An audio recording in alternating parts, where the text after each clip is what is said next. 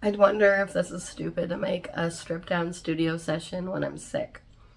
But I'm working in the studio, and what's coming up is sensitivity, a blessing and a curse. So let's just hear me out. If you're sensitive, and I mean like an HSP or an empath, because I guess we're all sensitive to some degree, even when we're not. At least I've known people that definitely never showed that they were sensitive, but then underneath that, like those layers and the mask, there's like a huge sensitivity. So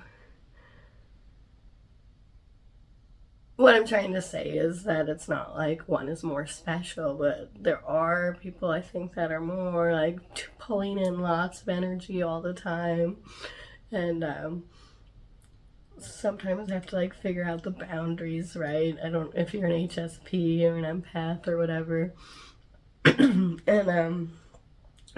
there seems to be a lot more like soul and ancient wisdom in those memories, and now put in the comments below if you don't agree or if you're feeling that. And I'm just talking from my perspective, how I've grown up, and how I see the soul, and it's just there's many perspectives out there, and I don't know, I'm just one of them. But like we all should be able to have each perspective and share in that, and then reflect back, and then like pick and choose, because that's kind of all we're doing in artwork. When we make up what we love, it's like we took like a bunch of things that we loved and then combined it and made it our own, or that's the goal, right? It's not like you just didn't learn it from someone or somewhere. And then you bring in your like maybe soul essence and the things you get really obsessed with and can't let go. I call them my non-negotiables in art and life, right? But in regards to the sensitivity, what happens is we can get a hit and it can really harden us, and then we like can close again, right?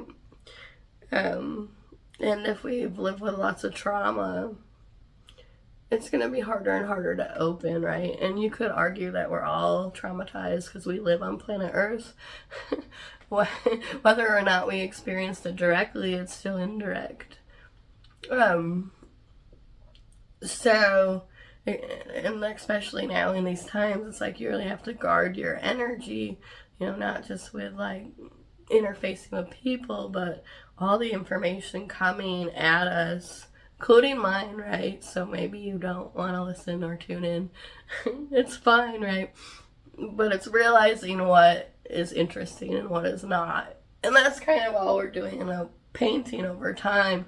You're developing that visual vocabulary and that language where you're eliminating what is not that interesting, and then you're like really pulling in, reeling in what is more interesting than not, but then you're trying to have an offshoot and make it different, but that is like kind of an impossible task. And then really dialing it in. In regards to sensitivity, though, why is it a blessing and a curse? It's just like, because as an artist and creative, if you have HSP and the empathic ability, you're naturally going to be pulling in all this stuff, this information, and opening more and more of those like channels. So in that way, it's really being creative. It really helps you dive into these places and spaces, but and it also can be a challenge, right? Because you open to life and people, and it doesn't always work out, right? And then like for an HSP and empath, the blowback can be like really more intense. It's not just I don't know. So it's like, how do we learn to balance all of this, right? And how do we just like navigate realizing that the things change and it can be hard, and when it hurts, you know, it's not always easy to get over, because sometimes we can really take it to heart, especially sensitives. And then we don't want to connect again because we will isolate into this thing. I think, though, ultimately what it is all about, and I think what art making really can do, at least I've seen it in my own life, is the more I connect to the art and the more I connect to what I love and the more I own, like, all the sides within myself and own my story and my voice, right? Physical voice. So art making has given me back, like, that personal power and that physical voice where I'm able to be in the world and express all of me right now. And of course, there's my spiritual practice and some other practices of self-development that I've been doing. So it's not any one thing, but art making is a huge thing that like allows that sensitivity and abstract, ethereal intuition to like come down and inform me. And that's just how it works for me and how I see it.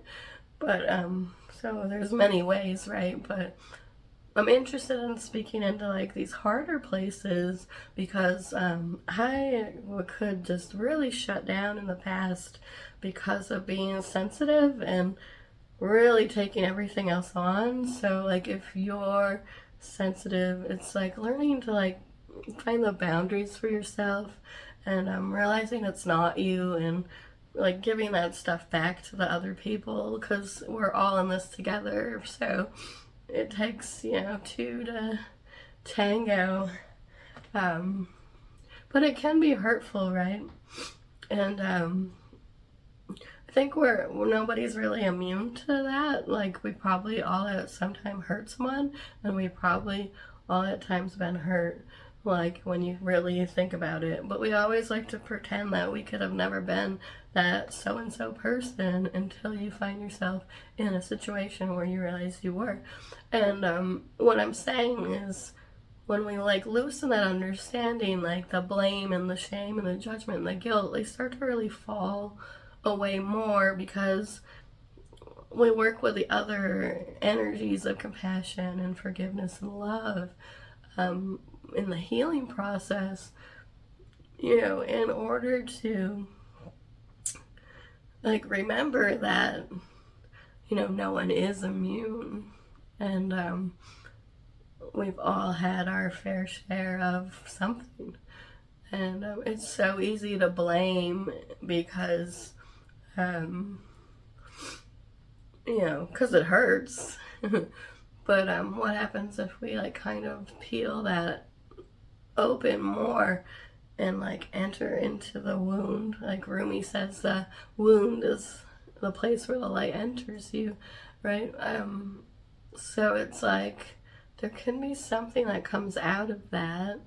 And I'm not saying that you need to force it, or if you don't agree, then it's okay, you don't agree. But I'm saying, like, from what I've seen throughout my lived experiences, being hurt many times and hurting, and like trying to make the reconciliation within myself, it's just, but I really, as a sensitive, have really just, walled off a lot of these parts of myself because I was worried about the acceptance piece.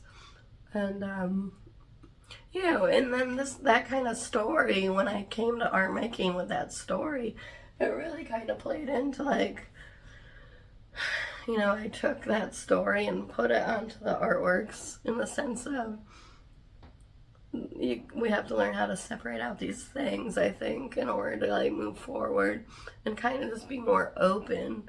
Open means like not really picking the one thing or the other. It's kind of like, oh, that thing's there, but like it's deciding what's the most relevant for this time, place, and point in space. And that can change. And that's the same thing in the artworks, right?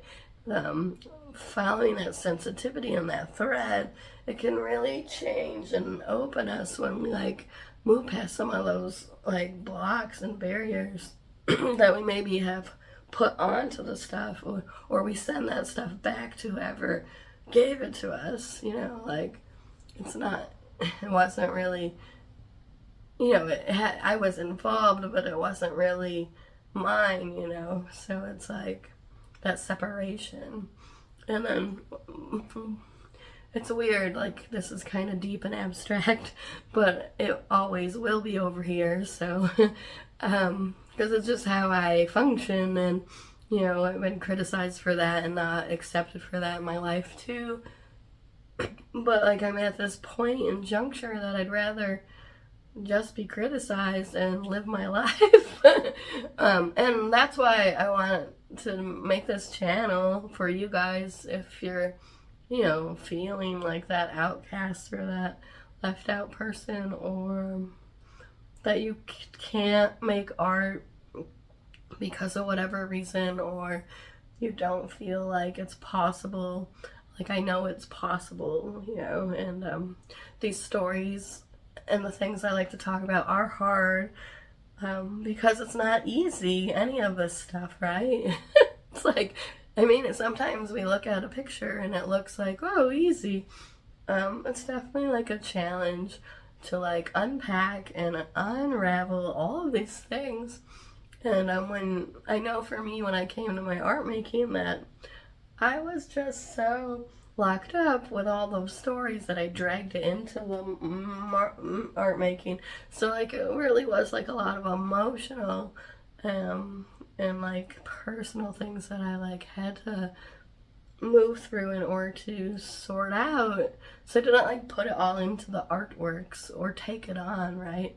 And it's still hard to get rejected by it, right? Or it's hard to get rejected by anything. Let's just face it. We're like, we want to be included, accepted into this like wider network, but it's realizing that everyone has a different path and a different story, and not everything gels or lines up. And maybe at one point in time it did, but then it doesn't for whatever reason. But it's still like there's sometimes loss in that and grief, and that can be hard to take on, especially with a sensitivity, right?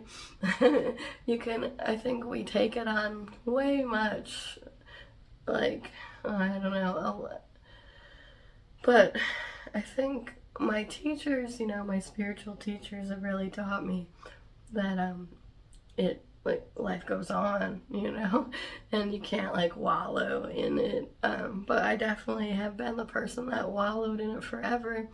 And it's been hard to like pull myself out of it, but art making has been a really big essential factor in coming into being, right? Like having more clear seeing, but it also became its own struggle and challenge too. So it is about like taking these sensitivities and learning to separate out the awarenesses, and that takes time, and it takes maybe different components and different teachings and different learnings and unlearnings, But so I'm making this when I'm sick, because it was like I was working on this piece over here and it was just really dominant in my energy field, like that sensitivity is a blessing and a curse sometimes. But it's all about learning, right? All of these things. And I'm learning how to open more when we want to just close the door and run away with ourselves, with another, with a teaching, whatever.